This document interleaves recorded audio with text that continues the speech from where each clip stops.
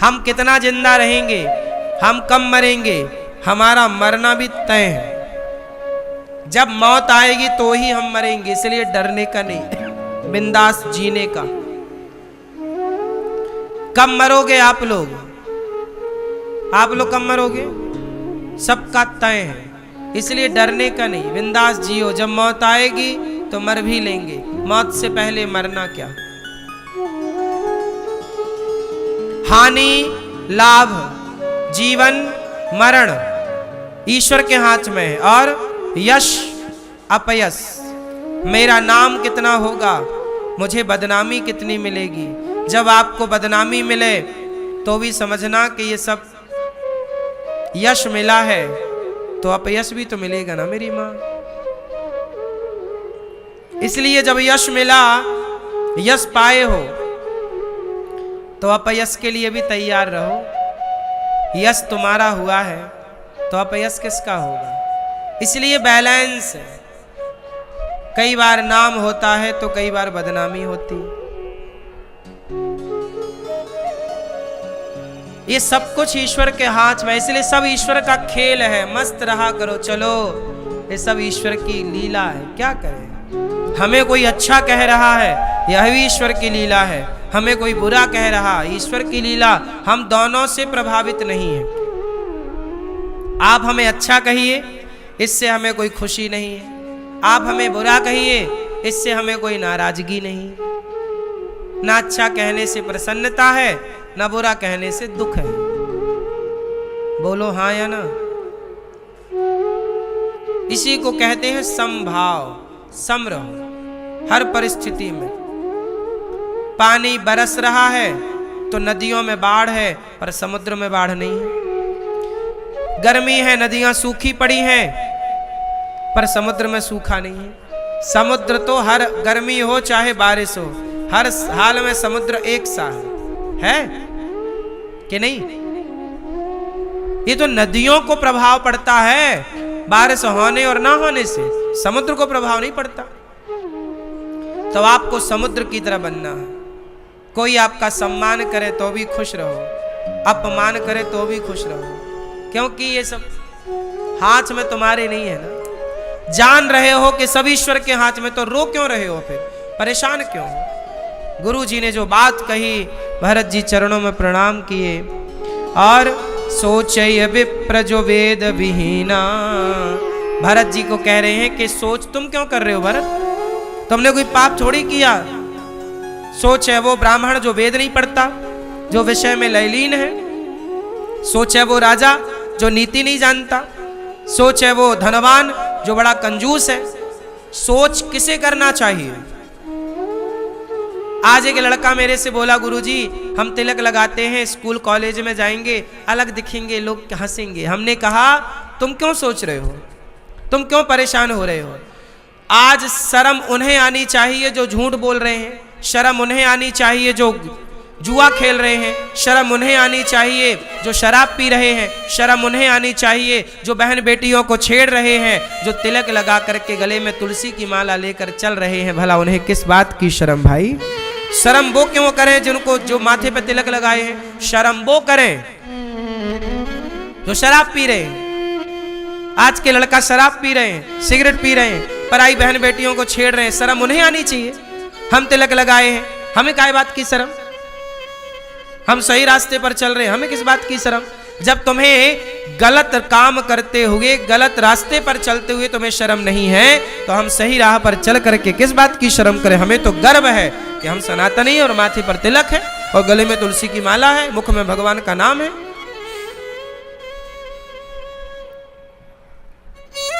भरत जी ने दशरथ जी का अंतिम संस्कार किया। तेरहवीं इत्यादि जो पूरा एक पुत्र का कर्तव्य है, भरत जी ने सब कुछ किया। अब भरत जी सभा लगी, और सभा जब लगी ना मेरी माँ, तो सभा में निर्णय लिया गया कि भरत, अब गुरु वशिष्ठ जी आए। अब कैकेयी माँ को समझ आ गया कि मेरे से बड़ी गलती हो, क्योंकि भरत ने तो अब देखना छोड़ दिया ना। जिस भरत के लिए पूरा प्रपंच रचा कैकेयी ने, वो तो उल्टा पड़ गया। अब तो भरत माँ कहना छोड़ दिए। है ना। इसलिए कहता हूं हर जगह बेटा ही गलत नहीं होता, कई जगह माँ भी गलत होती है, कई जगह माँ बाप भी गलत होते हैं। हर बार पर, हर जगह, हर बात पर कई बार बेटे ही गलत हों ऐसा नहीं। बताओ भरत और कैकेयी में गलत कौन है, भरत की कैकेयी? बोलो, कैकेयी गलत है, कैकेयी ने गलती की है। पर भरत के मन में कपट नहीं, कैकेयी के मन में कपट है, पर भरत जी के मन में कपट। कई बार बच्चे की गलती नहीं होती, माँ गलत होती है, कई बार पिता गलत होता, कई अलग अलग केस। सभा लगी, गुरुजी आए, सुमंत्री जी आए, सभा आई, मंत्री संतरी आए, प्रजा आई, पूरी अयोध्या के लोग इकट्ठे हुए कि चलो अब भरत राजा बने। कौशल्या, सुमित्रा, कैकेयी तीनों बैठी हैं, कैकेयी माता का सिर नीचे है। गुरुजी कह रहे हैं भरत सभा लगी है, अयोध्या की प्रजा खड़ी है, सेना यहां पर खड़ी है, मंत्री संतरी यहां पर खड़े हैं। तुम्हारे पिता की अंतिम इच्छा थी कि बड़े भैया वनवास जाएं, तो राम वनवास चले गए। भैया भरत, पिता का दूसरा वचन था, तुम्हारी मां ने दूसरा वरदान मांगा था कि मेरा बेटा राजा बने। तो भरत, तुम्हारे पिता की इच्छा जब तुम्हारे बड़े भैया ने पूरी की वनवास जाकर, तो तुम भी राजा बनकर अपने पिता की इच्छा पूरी करो और अयोध्या की सत्ता संभालो, क्योंकि अयोध्या में अब कोई राजा नहीं है। ये बिना राजा के अयोध्या कैसे चलेगी? आप राजा बन जाओ। तब गुरुजी की बात सुनकर के भरत जी बोले, गुरुजी की बात सुनकर सबने कहा हाँ हाँ भरत राजा बने, भरत राजा बने, क्योंकि दशरथ जी की यही इच्छा थी। कौन विरोध कर सकता है बताओ ना? भरत जी का विरोध कौन कर सकता है? कोई नहीं। पर भरत जी ने कहा, भरत जी ने कहा गुरु जी को, गुरु जी आपके पांव छूकर, चरण छूकर के प्रार्थना करना चाहता हूं। हाँ भरत कहो। गुरु जी यदि मैं राजा बना, भरत जी बोले, गुरु जी यदि मैं राजा बना तो ये पृथ्वी रसातल में चली जाएगी। वशिष्ठ जी बोले क्यों? इस धरती पर रावण जैसा पापी है, उसके पाप से पृथ्वी रसातल में नहीं गई। हिरण्याक्ष, हिरण्यकश्यपु जैसे पापी भय, उनके पाप से पृथ्वी रसातल पर नहीं गई। भरत, तुम्हारे राजा बन जाने से पृथ्वी रसातल में कैसे चली जाएगी? तब भरत जी ने कहा कि गुरुजी आप बताओ कि पृथ्वी को उम्मीद किससे है? धर्म की। क्या धरती को धर्म की उम्मीद रावण, कुंभकर्ण, हिरण्याक्ष, हिरण्यकश्यपु से है? बोलो। इस धरती को भी धर्म की उम्मीद हम रघुकुल के वंशज भरत जैसे हम लोगों पर ही तो पृथ्वी का धर्म टिका है, और हम ही अपने भाई को वनवास भेजकर भाई की संपत्ति पर कब्जा करके राजा बन जाएं, तो पृथ्वी भला किसके धर्म से टिकी रहेगी? भाई गुरुजी, हम जैसा भाई अपने भाई को वनवास भेजकर उसकी संपत्ति हड़प लें, आप बताइए धर्म के अकॉर्डिंग तो इसके राजा राम है ना अयोध्या के। पिता ने यही तो घोषणा की थी कि राम राजा बनेंगे, वो तो मेरी मां ने षड्यंत्र खेल लिया। तो बताओ धर्म के अनुसार अयोध्या का राजा कौन बनेगा? राम। मेरी मां ने तो षड्यंत्र के तहत मुझे राजा बनाना चाहा था। तो गुरुजी क्या षड्यंत्र जीत जाएगा? क्या धर्म हार जाएगा? गुरुजी, गुरुजी जब तक ये भरत है इस धरती पर तब तक षड्यंत्र नहीं जीतेगा गुरुजी, धर्म ही जीतेगा। यदि मैं जीत गया, मैं राजा बन गया, तो पृथ्वी रसातल में चली जाएगी, क्योंकि पृथ्वी किसके बल पर टिकी है? धर्म के। पर आज धर्म, अच्छा ये बताओ धर्म का पालन किसके हाथ में है? सुनो, इस बात को समझाने के लिए तुम्हें एक छोटी सी बात समझाता हूं। सुनो, एक धोबी था, वो अपने गधे को लेकर के जंगल में चराने के लिए जाया करता था। ए भैया बैठ जाओ ना, पीछे के लोगों को नहीं डिस्टर्ब आप कर रहे हैं।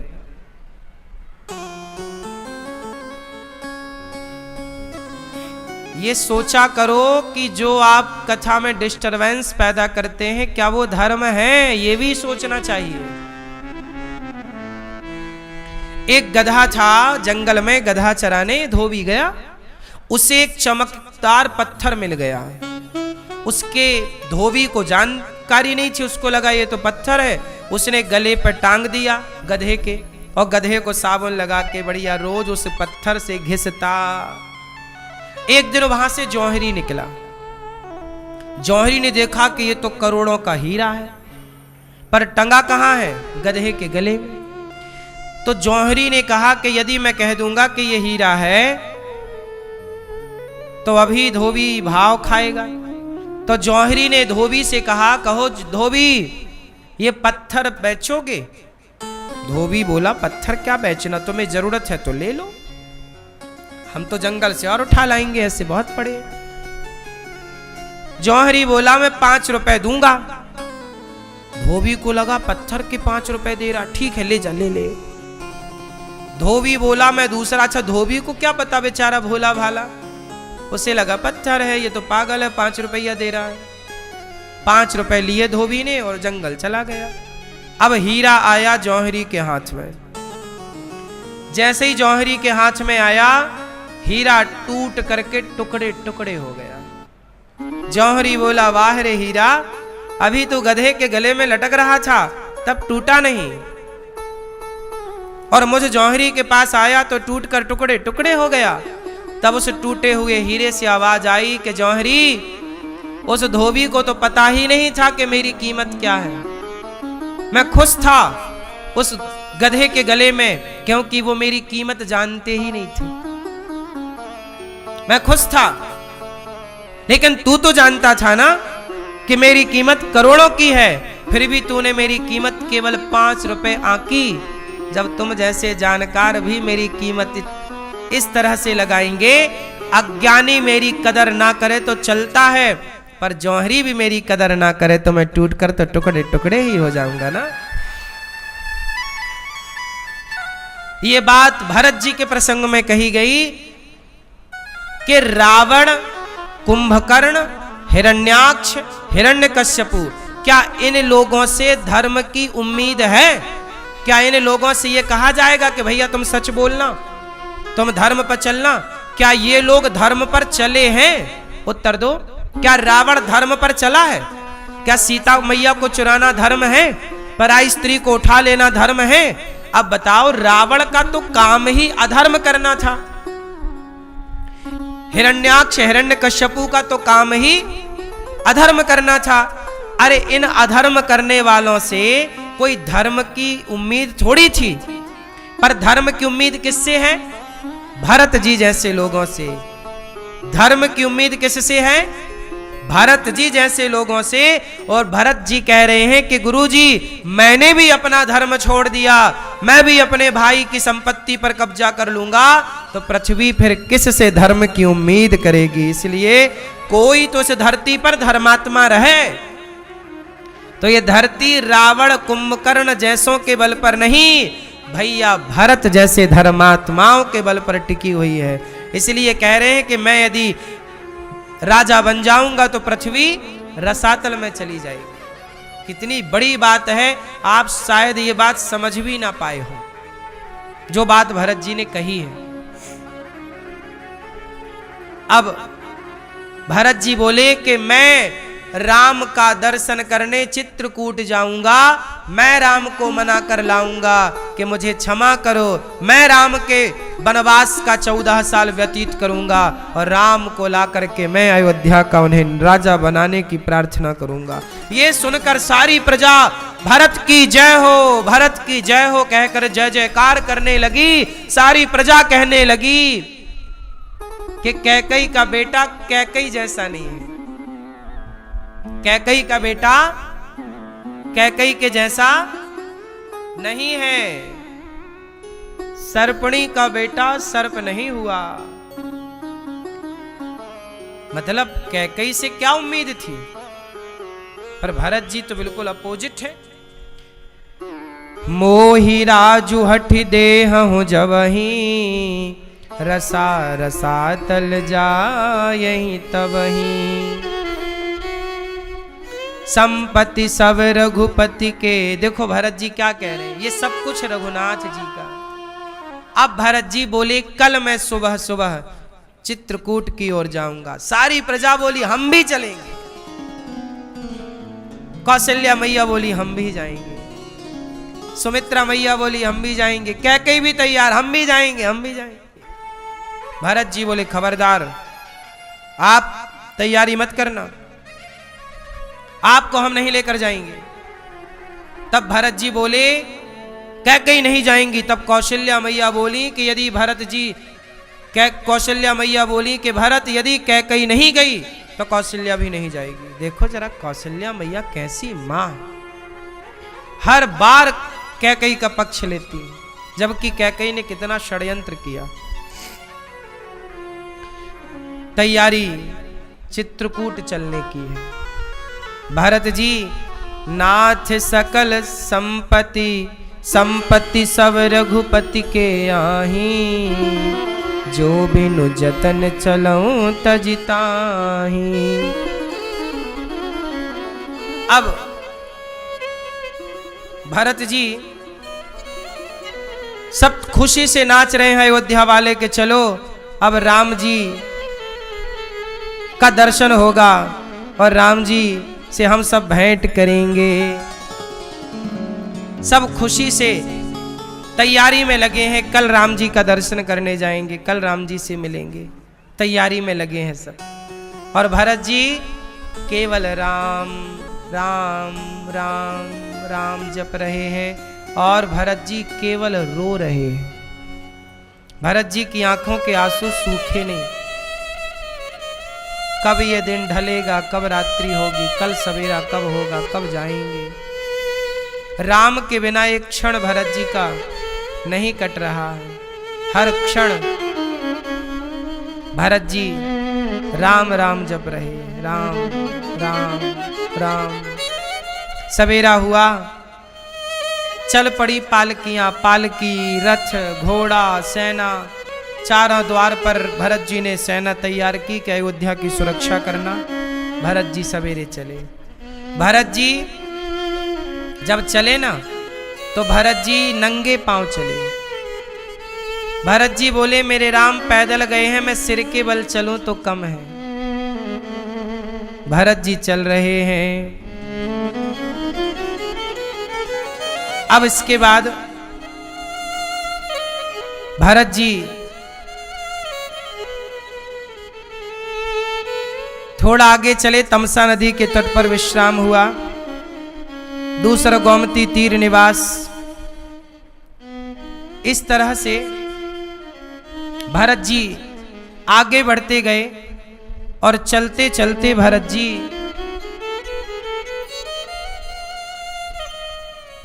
श्रृंगवेरपुर पहुंचे।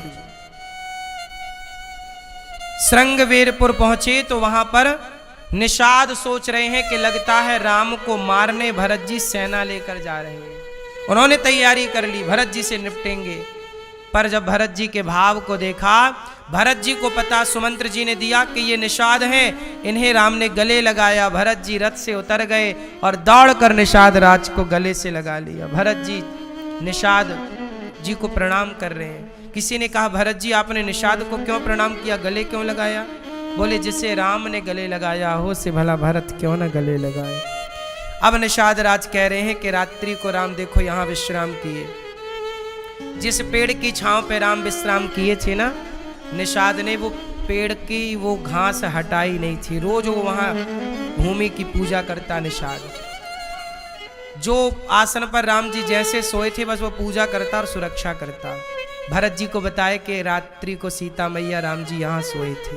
भरत जी ने देखा कि वहाँ सीता मैया के साड़ी में जो घुंघरू लगे थे ना, कुछ घुंघरू टूट करके पड़े हैं। उठाकर भरत जी देख रहे हैं और रो रहे हैं कि मेरी माँ देखो इस घास के बिस्तर पर सो रही थी, मेरी माँ ने कितना बड़ा पाप कर दिया, इतना बड़ा पाप किया कि राम भैया राम को, माता जानकी को इतना कष्ट मेरे कारण हुआ।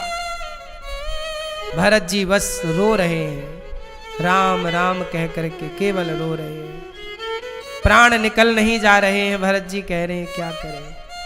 अब तो भरत जी निषाद राज भोजन करा रहे हैं, निषाद राज के यहाँ भरत जी विश्राम कर रहे हैं। फिर आगे बढ़े भरत जी, आगे चले तो निषाद के कंधे पे हाथ रख करके भरत जी आगे जा रहे हैं। बड़ी अद्भुत कथा है ये। भरत जी प्रयाग पहुंचे और प्रयागराज ने प्रकट होकर कहा, भरत जी कुछ मांग लो, अर्थ न धर्म न काम रुचि, गति न चाहो निर्वाण, जन्म जन्म रति राम पद, यह वरदान नयान। प्रयागराज ने कहा कुछ मांग लो। क्या मांगे? बस राम जी के चरणों में प्रेम दे दो प्रयागराज जी, और क्या चाहिए। प्रयागराज में स्नान करके दर्शन करके फिर प्रयागराज का दर्शन करके भरत जी आगे बढ़े तो भरत जी रो रहे हैं कि राम जी नंगे पांव जा रहे हैं। और इसके बाद भरत जी भरद्वाज जी के आश्रम में पहुंचे और भरद्वाज जी के आश्रम में भरत जी विश्राम किए। भरद्वाज के आश्रम में वहां सबकी व्यवस्थाएं हुई, सब थके हैं, सब विश्राम कर रहे हैं, सबको नींद भी आ गई, पर भरत जी केवल राम संपत्ति चकय भरतु चक मुनि आयस खिलवार, तेहि निसि आश्रम पिंजरा राखे भाभिनुसार। भरत जी विश्राम कर रहे हैं, सब विश्राम, पर भरत जी सोए नहीं, लेटे नहीं, केवल राम राम राम। संतों का सत्संग चल रहा है भरद्वाज जी के आश्रम में और भरत जी वहीं बैठे राम राम जप रहे हैं। गुरु वशिष्ठ जी भी साथ हैं। गुरु वशिष्ठ जी बार बार समझा रहे हैं, भरत सोचो मत, इतना मत सोचो। देखो भरत जी को क्या समझाए वशिष्ठ जी ने कि सोचे वो जो धनी है, धनवान है, पर कंजूस है। सोचे कौन? उन्हें सोचना चाहिए जो सेवा नहीं करते, जो परोपकार नहीं करते। भरत तुम तो इतना प्रेम कर रहे हो राम से। ये सारी कथाएं जब हमने पढ़ी, पुराण पढ़े, वेद पढ़े, तो दास अनिरुद्ध ने हम इस निष्कर्ष पर पहुंचे कि सबसे बढ़िया काम है सेवा। लक्ष्मण जी ने क्या पकड़ा? बोलो। और शत्रुघ्न जी ने क्या पकड़ा? भरत जी भगवान की, लक्ष्मण जी भगवान की सेवा कर रहे हैं और लक्ष्मण जी के भैया छोटे शत्रुघ्न जी भक्त की सेवा कर रहे हैं। या तो भगवान की सेवा करो या भगवान के भक्तों की सेवा करो, इसी से उद्धार होगा। यही रास्ता है परमार्थ का मेरी माँ, और कोई दूसरा रास्ता नहीं है ईश्वर तक पहुंचने का। इसलिए गौरी गोपाल आश्रम में साधु संतों की सेवा, गौ माता की सेवा, यहाँ पर कोई भी भक्त आए सबकी सेवा, ये न केन प्रकार बस गौरी गोपाल में सेवा है, केवल सेवा। सेवा से ही हम शुरू करते हैं दिन को, सेवा से ही समय पूरा होता है, दिन का सूर्यास्त होता है सेवा के साथ। आज सेवा किसी धारा में देखो, जहाँ गौरी गोपाल आश्रम में हजारों साधु संतों को भोजन मिलता है। आप लोग भी अन्नदान करते हो ना, गौरी गोपाल भगवान की रसोई अन्न क्षेत्र बंटवाते हो तो संतों को भोजन मिलता है। आप सबके सही